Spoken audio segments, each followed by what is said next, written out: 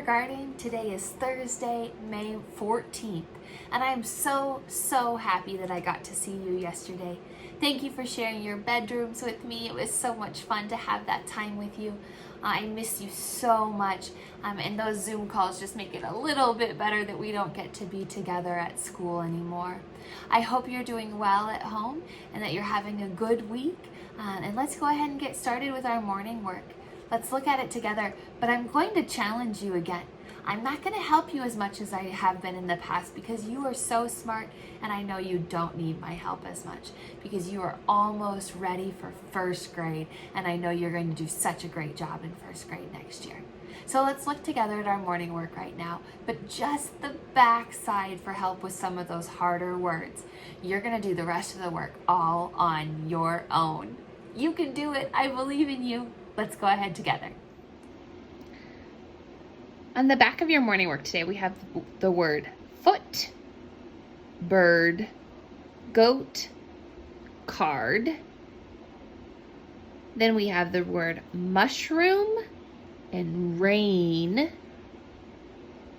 Then on this box, you're looking for the sight word are, like we are in kindergarten. Then down here, you're going to change this word into this word. I'm not going to tell you what that animal is. You're too smart. You don't need that. And then down here, you're looking for words that rhyme. So we have pen, hug, bug, 10. And then this box, it's pointing to this fish. Is that one the little fish? No, what fish is it? Good job, it's the big fish. So we're gonna write the word big. Great job. For the last 2 days in math, we have been working so hard on our story problems. This is a brand new idea, so I'm gonna help you again today because I don't want you to get confused or frustrated. It's hard when things are brand new. If you think you can do it all on your own, go ahead and go for it. I'm so proud of you. If you need extra help, that's okay. That's why I'm doing this video for you. Today's story problem is about frogs. Baby Maverick and I have been singing this song. 5 green and speckled frogs sat on a speckled log, eating the most delicious grub. Yum, yum. How many of you know that song? Awesome. I love that one. It's one of Baby Maverick's favorites. I don't really know if I should call him a baby anymore. He's walking and yesterday he learned how to open the door. Oh no, he can open the door and let himself outside. Uh-oh. I don't think we should call him a baby anymore. We're going to be learning about frogs today for math. So you can start by cutting out the frogs on your paper. And today we're going to need a blue crayon and a brown crayon. So make sure you have all of those things ready before we get started on our math paper together. All right, just like we've been doing, we're going to start by reading our whole story problem together before we break it down into pieces. So let's start together. Here it says, there were some frogs in the pond and 4 frogs on the bank of the pond. There were 8 frogs in all. How many frogs were in the pond? Now that we've read it, we're going to go back and break it apart piece by piece. It starts with, there were some frogs in the pond. Does it tell us how many frogs were in the pond? No, it just says some. We don't know what number some is, but we can start by drawing a pond. So I'm going to draw a blue pond. Then it says, and 4 frogs on the bank of the pond. The bank of the pond is this part right next to the water of the pond. Sometimes it's kind of muddy, sometimes there's plants. So I colored mine brown for the bank of the pond. How many frogs were on the bank of the pond? It told us there were 4. So let's put 4 frogs on the bank of our pond. 1, 2, 3, 4. But we still don't know how many frogs were in the pond. Let's read the next sentence. It says, there were 8 frogs in all. That can help us. How many frogs do we already have? 4. But we need to have 8. So let's count on from 4 while we put frogs into our pond. So we've got 4, 5, 6, 7, 8. I put my frogs in the pond while I was counting. Good job. Our last part says, how many frogs were in the pond? How many frogs did we find that were in the pond? 4. Good job. So with all of that information, now we can fill out our number bond. So how many frogs did we find were inside the pond? 4. That was our missing part, but we can write it in first. They told us how many frogs were on the bank of the pond. How many were on the bank of the pond? 4. And then how many frogs did we have all together? They told us this one. We had 8 frogs all together. So that makes 8 my whole number. Now we're going to fill out our fact family, starting with 2 addition and then 2 subtraction. This one's going to look kind of silly, but I think you guys can do it. So let's start with our first addition sentence. Let's start with our very first part, the top one. So we can write a 4 here. 4. Our next part was also 4. So 4 plus 4 equals our whole number, 8. Now we started with our top whole part. Now we're going to start with our bottom part. What's our bottom part? 4 again.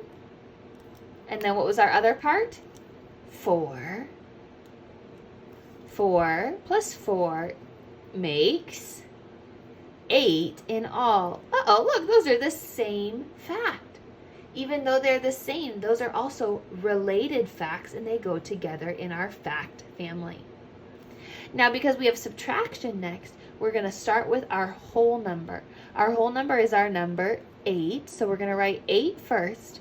And from 8, we're going to take away this top part. How many is the top part? 4. Which would leave our bottom part. How many is the bottom part? 4 again. So 8 minus 4 equals 4. Now again, we have another subtraction one. So we're going to start with our whole number, which is our number 8. And we took away our top part the first time. So now we're going to take away our bottom part. What's our bottom part? 4. So 8 minus 4 equals our top part, which is 4. Those look very similar, but that's our fact family for this story problem. Great job. You're getting better. Keep working hard. For phonics today, you're going to keep practicing those same sounds you've been working on all week. So for some of you, that means you're doing our long A sound that says A. Others of you are working on your R blends, where you're blending sounds with the letter R to make new sounds together. And then the last group of you are working on our TH digraph. And when T and H are partnered together, they make the sound. Great job. Go ahead and do your phonics work for today. For reading today, you're going to read your reading passage and answer the questions about it. Don't forget to read it 3 times to get practice with any of those new words that you learned today. On the back of your reading is one of those pages we started a few weeks ago about coloring the words. Now, the words are spelled for you up here, but they don't have them spelled for you down here. Your job is to figure out how to spell it and then color it when you find that word up top. So let's look at the first word together. This picture right here is pointing to the top of that fish, which means it's pointing to its fin. So let's go ahead and write our word fin together. And the crayon next to the picture fin says blue. So anywhere we see the word fin, you're going to be coloring that spot blue. So let's sound out the word fin together. What sound do you hear first in our word fin? Fin. Letter F. Good job. So fin starts with the letter F. Fin. Fin. Fin. What's that next sound you hear in our word fin? That middle sound, it's our vowel I that says I. I. I. I. Now let's grab our last sound. Fin. Fin. What's that sound you grabbed? What did you grab? I grabbed the N sound, which is what letter? Letter N. So we have the word fin. There it is. F-I-N. Fin. So anywhere we see the word fin, we're going to color blue. And I see it down here on this part of my picture. You're going to be coloring each of these words. We have fin. This one is dig, lid, kit, dip, and bib. Great job. That's your reading work for today. For writing earlier this week, you were persuading mom or dad to let you have something yummy for dessert.